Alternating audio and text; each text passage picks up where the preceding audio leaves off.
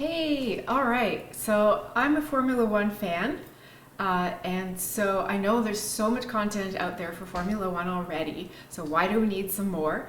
But the thing that I found missing is that, some people may have a memory for exactly what the standings were for the drivers and for the teams from the week before, but not me. So basically, what I get is at the end of a race, they show the new standings and the new points, and yes, they show the change in points, but I struggle, to just really correlate with where they were last week versus this week, because sometimes they actually changed a spot in standings, and I would like to see that more visually. So that's what I want to do here. It should be just short. I want to do it after every race. This is the first one, so it took me a little longer to put it together. But yeah, 2023 a season started. We're so excited, and this is the Bahrain track to kick it off with. So with no further ado, here we go. So I've got here, of course, the rankings, and for the teams, constructors, I'm going to show where everyone stood at the end of 2022 versus where everyone is after race 1 2023. Of course, that was the big excitement, is how are the teams going to do? How did they do with their development over the break? Here's how they stood at the end of last season, and here's how they stand now. And of course, let's not forget all the points for everybody. So, Red Bull. I'm a Red Bull fan. I love Max, Super Max. So I'm happy to see that Red Bull didn't fall back. They didn't make mistakes. They have reliability, unlike last season. Both drivers finished and did exceedingly well. In fact, a lot of drivers are basically crying over how much extra pace the Red Bull has versus the other cars. All right, Ferrari. So they've done well. Their car is fast. Charles was extremely competitive. However, his power unit failed, which is really, really sad. They have reliability right out the gate. Although they had good strategy, so let's hope they don't make strategy blunders again this year, and they should be able to hold out extremely well. So yeah, feeling bad for Charles because he was really holding it for third position, but then the car failed on him.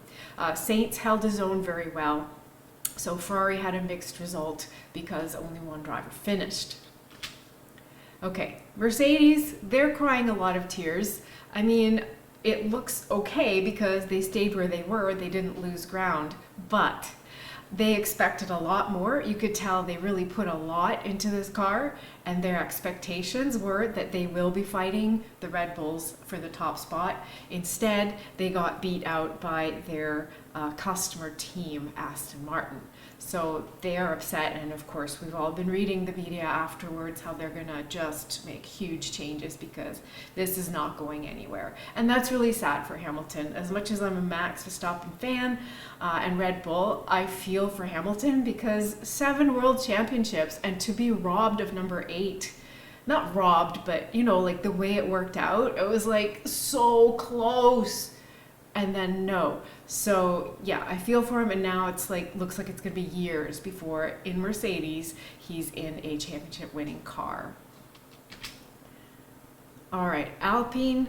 Oh my God. So Gasly had a bad quali. He was like pretty much last in qualification, but he managed to make his way back up to ninth. So he was super happy and happy with the car. But Ocon, on the other hand, even though he was driving well and the car was driving well, he got hit with 3 different penalties, and all like technicality type things, like being out of bounds on the starting grid, not doing his 5-second penalty for that properly, and then getting another penalty to serve because the 5-second penalty wasn't served properly, and then getting another penalty on top of that because of a slight, like I understand it's a 0.1 kilometers per hour speeding in the pit lane. So just everything went wrong technicality wise for Ocon, and in the end they decided to retire the car. So like Ferrari, here's another team with only one car putting out points on the board.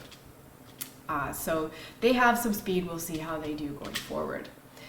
Okay, McLaren. I am crying for Lando. He's such an amazing driver, and of course we have Oscar joining this year. wanted to be joining something that he thought was really strong, but the McLaren is not, doesn't look like it's performing that well. Although, to be fair, Lando had horrible issues, so he had to pit 6 times, pneumatic pressure leak. So that, of course, ruined his race, and Piastri, his drivetrain died right near the start. So there at the end, not due to performance, but because of horrible reliability. Let's hope maybe they can pick it up. All right, so Alfa Romeo moves up. Not too much to say there. Bottas drove well. I saw him passing some of the front midfield cars early on, and Zhou was brought in at the end because it looked like he wasn't really going to land in too many points to take that fast lap away from their competitors. All right, Aston Martin. Okay, this is the big hero and surprise of the day. They went from 7 to number 2. They're right up there competing with the Ferraris, and the luck was with them because the Ferraris had reliability. And then there's Alonso on his podium after so many years. So that is so super great for Alonso. I'm really happy for them, even though they're basically going with and copying, a design that works from Red Bull and also some from Mercedes. What can you do? I mean, they've put the elements together. They brought it all together. They didn't make mistakes. There was no strategy. The driving was perfect, and here they are. Really look forward to seeing what's going to happen. And let's wind down with the last few teams.